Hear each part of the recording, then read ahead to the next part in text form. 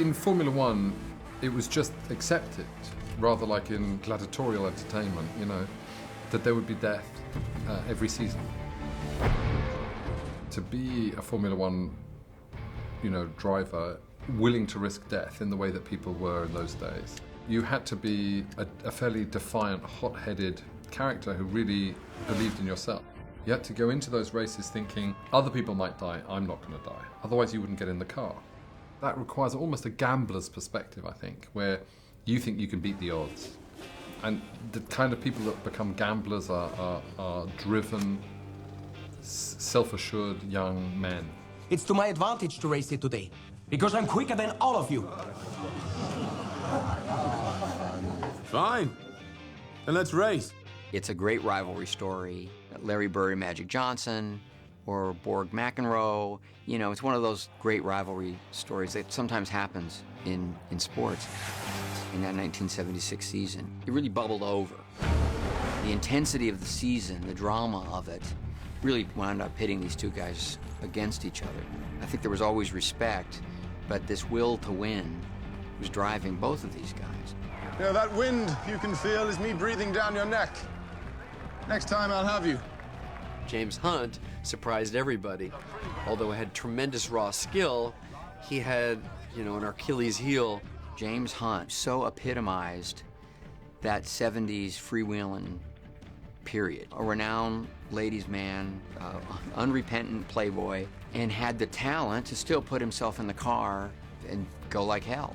He behaved in life much like he behaved on the track. He was incredibly reckless and kind of plowed through life like a kamikaze pilot. He just went for it. For him, it was a kind of an expression of his intensity, his rage. He was in it for the adrenaline. He was in it for the thrill. Hump the shunt. Because he would, you know, shunt people off the track. Or shunt, I think is a reference to car crashes. If there was a tiny bit of a gap, which, you know, the probability of him getting through was this much, he'd still take that.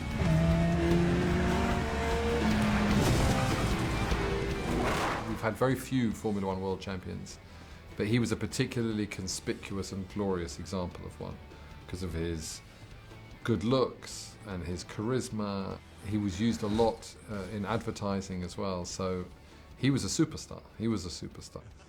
The press loved him, and the women loved him, and the guys envied him, including Lauda. Niki's a tricky character. He's an intelligent man, intolerant of fools, much more clean living. I know that he was the first driver ever to have a masseur and a nutritionist, and you know, he brought things that presumably they all do now into the sport. Niki Lauda felt like he had to fight for every advantage that he could gain. He was a remarkable technician. He worked brilliantly with the engineering team and the mechanics. His success depended on a kind of almost a melding of man and machine.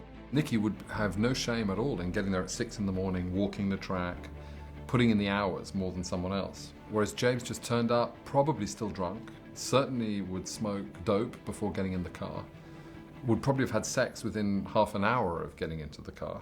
If he could have sex while driving the car, I'm sure he would have done so. Two different drivers trying to achieve greatness for two very different reasons. And that all kind of came to a head in that 1976 season in a way that was very noticeable to everyone. You know, it was a difficult, transformative period of time for James emotionally. The nation was looking at him as someone to kind of, you know, be a standard bearer. I'm not sure that he was entirely comfortable with the demands that he was putting on himself and that others were maybe putting on him at that point. I think there was a lot to try to come to terms with and reconcile. Some drivers, you know, would sit there and try and meditate before races and lower their heart rate and breathing exercises, and he apparently would just be pacing back and forth and cigarette, and, you know, would throw up and be wound up. And I mean, he partly believed that was the best way to sort of, you know, to get the best performance out of himself, but also I think it was pretty unconscious at times too. It was just something he did or something he couldn't control, and whether he ended up being a race car driver or whatever, there was a need to sort of express something. He was quite tense because he was also fearing the fact that he might be hurt, that he might get killed or whatever, you know, because it happened quite often then. And so he was not totally at home within himself when he came to that point. So he was totally mesmerized by the race as such, and he had to win. Lauda takes the flag here at Kyalami. The season where I started well off being world champion the year before.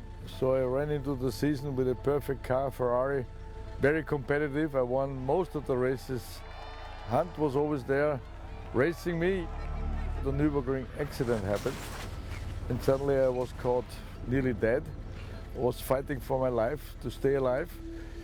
And then I decided 5 weeks later to try it again, which was tough for me and everybody. There were a lot of personal reasons that he was driven to carry on, even though you talk to him and he'll just say, well, I still knew I was in the championship hunt and I didn't want to lose that opportunity. But you go a little further. He was afraid if he didn't drive again that year, he would never ever drive again. And the terror of that crash is something that plagued him, you know, on into his career and life. To this day, talking about it in depth is like any trauma, is something that's painful for Niki.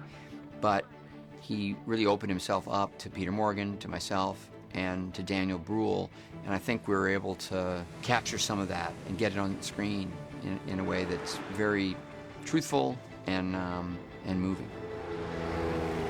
Among his sort of chief rivals in a long storied career in Formula One, he's a 3-time champion. He's a Hall of Famer. Hunt is among the elite drivers that he thinks he ever faced off with. Niki and James were friends out of the car. They were, of course, intense rivals on the track and intense rivals off the track because of their teams, but their personal relationship was good. Niki spent time in our garage. Niki's command of English was very good, not so good in Italian, I think. So it was easier for him to come and talk to us than it was to talk to the Italians. And his English was so good that he could do what's called repartee. He could have word games with us, and so he enjoyed this. He would come and have a chat to us, and we'd fence backwards and forwards with the English. And he and James were friends. James was one of those guys that you could tell everyone, they just appreciated him. They kind of adored him for just being who he was. As reckless as he could be, as maddening as he could be, he was always honest. And so was Lauda. And it's another thing that they share. They weren't always easy, but they were true to who they were. And there's something very, very rare about that. A lot of high-achieving people are willing to do anything, compromise almost anything, to get there.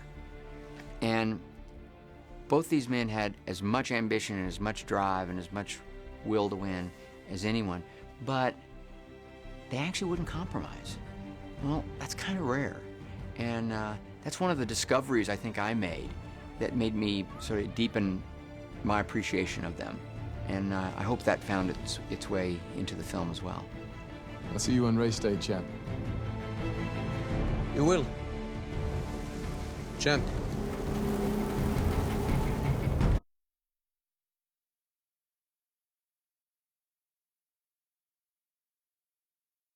Where the hell are we going? Fucking promise it'll be worth it.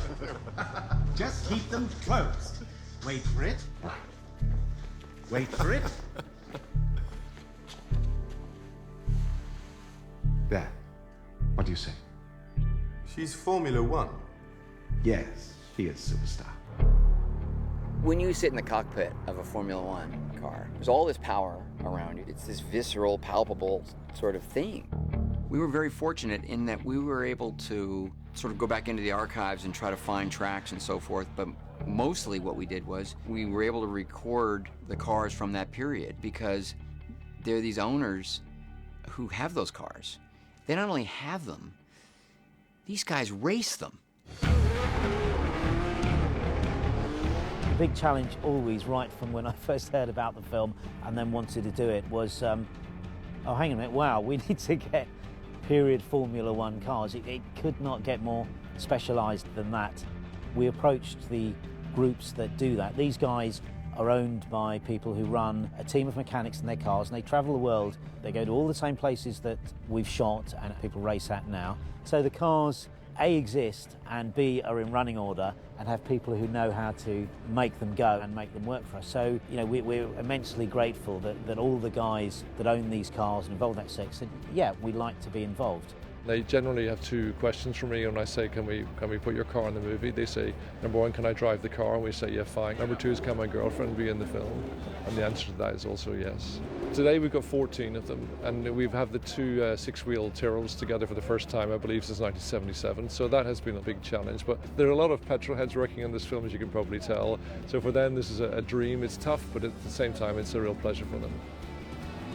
The guys driving the cars are precision drivers led by Nicky Faulkner and his team. So these are guys that do this for a living. They're real experts. And I think it's quite nice for them getting paid to drive cars or faster on a circuit every day. The 76 F1 cars were a lot rawer than they are now. The aerodynamics was a very new thing. All the cars had a different sort of power. They were only sort of 450 horsepower in comparison to the 900 that they have now. They had wider tyres in 76, so there was quite a lot of action in the corners, and they'd sometimes drift and slide through, a lot more movement in the cars. But the racing was a lot more dynamic as well.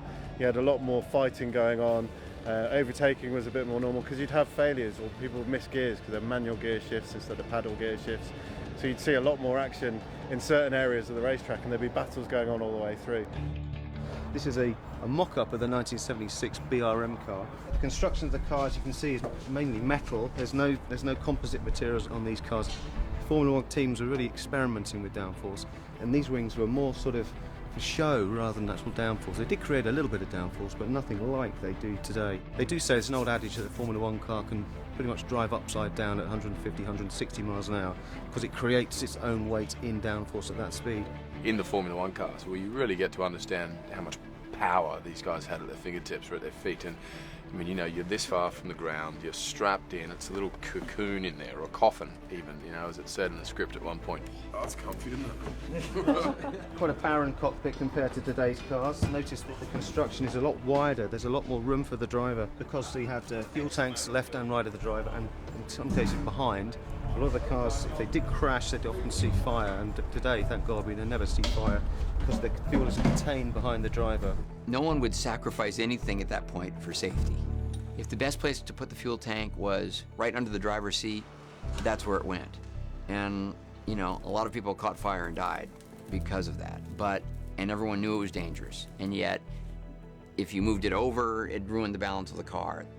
No one, either the mechanics or engineers, or certainly the drivers, ever wanted to compromise the potential for some incremental advantage, some tenth of a second that could be gained. What horsepower are you getting? 490? No, 450. Well, it's not enough. It needs to be 500. And the engine needs to be 20 kilo lighter. One reason why it was so dangerous is the cars had outgrown the circuits. But no one wanted to back off the horsepower, and the tracks weren't being, you know, sort of adjusted to make them safer yet. So there was this very dangerous period. They didn't have the wind tunnels working 24 hours a day to just scientifically nail it down. A lot of it was done with just sheer intuition, and I think that made it more fascinating, made it more interesting. The fact that people were dying nearly every season was awful, but at the same time, that's pretty exciting. You know, you don't know whether you're going to see a terrible crash or not. It's a very romantic period in Formula One.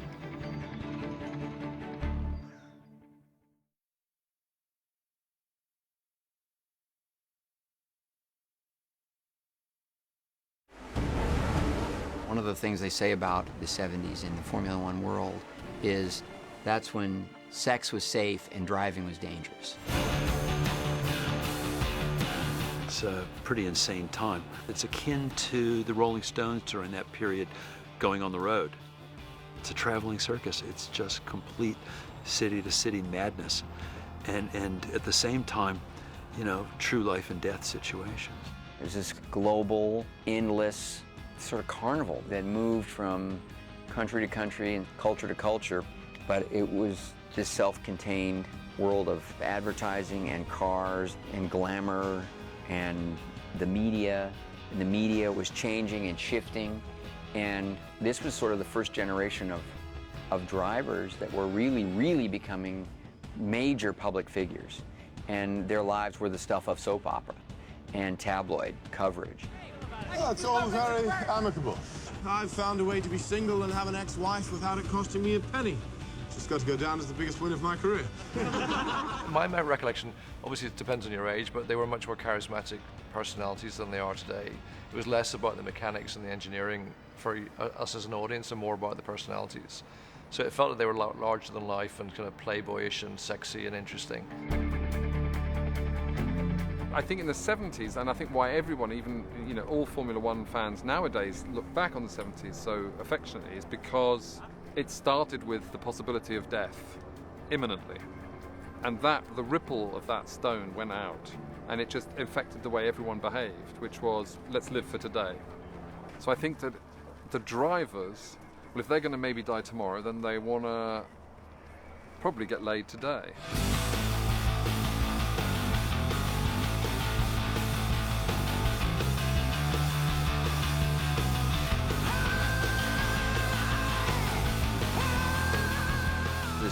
Prigent was there all the time. This definitely gave them an edge on life. They knew that it was quite possible to get killed, so you had to get on with it. Not a rehearsal, and so they were. Some of them, particularly James, were definitely getting on with life. These drivers were pretty much akin to rock stars. Had that same kind of glamour, and you had the same hangers-on and essentially the same groupies. It was a classic story of all the flight attendants that came in to Japan and were staying at the same hotel he was at. And this is just before his big race at Fuji for the World Championship. And I think, spent the night with each of them at different times, or at the same time, I don't know. That's what was going on in the late 70s. It was happening. There was everybody up to all sorts, and it was incredibly glamorous. And it's almost untouchable, as opposed to nowadays when one feels sort of celebrities kind of mix in as a different. It was something utterly untouchable. Of course, Happy Days was becoming a #1 show around the world, just when this story's taking place. And so when I hear the wild stories about Formula One, in retrospect, not entirely alien to my own understanding of what the world of celebrity was like in the 70s. The tail end of the sexual revolution, pre-AIDS, when there was sort of nothing to fear and everything to celebrate. You lived in a different way, and I think you probably drove in a different way. You conducted yourself in a different way. And wrap that up with the fact that they were in an age of permissiveness. It was, no wonder everyone looks back and thinks that was a good time to be alive and a good time to be a racer. Tell us, James, what are you going to do now? I shall be getting drunk.